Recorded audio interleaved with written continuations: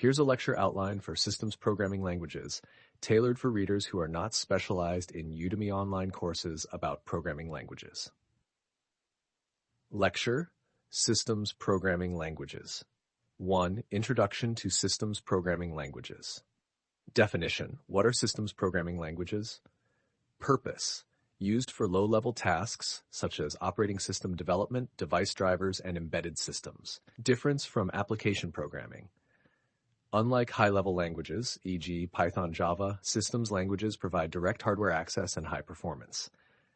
2. Key features of systems programming languages: low-level memory access, ability to manipulate memory directly using pointers, efficiency and performance. Systems languages are optimized for speed and minimal resource usage. Hardware interaction: provides tools to interact with hardware components. Concurrency and parallelism: often include features to handle multi-threading and parallel processing. 3. Popular systems programming languages. C language. Overview: one of the oldest and most widely used systems languages. Characteristics: simple syntax, pointer manipulation, and manual memory management. Use cases: operating systems, e.g. Unix, Linux, embedded systems, and compilers. C++ language. Overview: an extension of C with added features for object-oriented programming. Characteristics: supports both high and low-level programming, more complex than C. Use cases: game engines, real-time systems, and graphical applications. Rust. Overview: a modern systems programming language focused on safety and concurrency. Characteristics: memory safety without garbage collection, strong ownership model.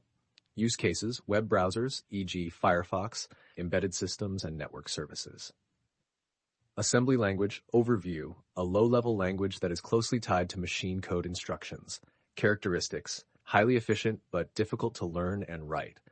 Use cases: device drivers, microcontroller programming, and critical performance tasks. 4. Comparing systems programming languages. Ease of learning: C is relatively easy to learn, C++ and Rust are more complex, and assembly is the hardest. Memory management: manual in C and C++, automated but controlled in Rust. Safety: Rust prioritizes safety, while C and C++ can be error-prone if not carefully managed. Performance: all are highly efficient, with assembly being the fastest but most complex. 5. Why learn systems programming languages?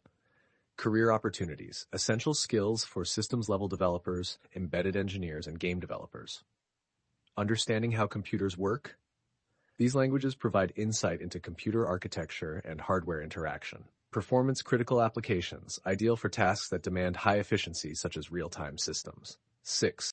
Tools and environments for systems programming: compilers, GCC for C++, Rust compiler, Rust-C, and various assembly tools. Debuggers, GDB, GNU Debugger for C++, and LLDB for Rust. IDEs, text editors, Visual Studio Code, Slyon, and Vim. 7. Practical examples and demos. Writing a simple Hello World: showcase the code in C, C++, and Rust.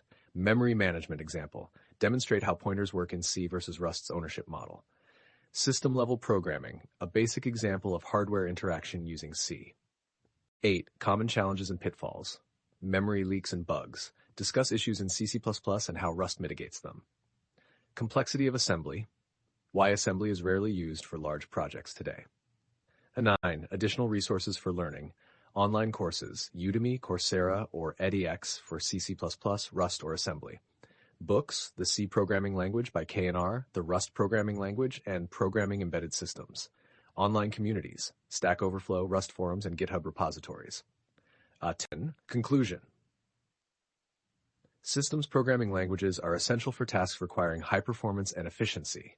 Understanding these languages opens up opportunities in systems development, embedded programming, and more. This lecture aims to give an overview of systems programming languages, focusing on practical aspects and comparing popular choices like C, C++, and Rust.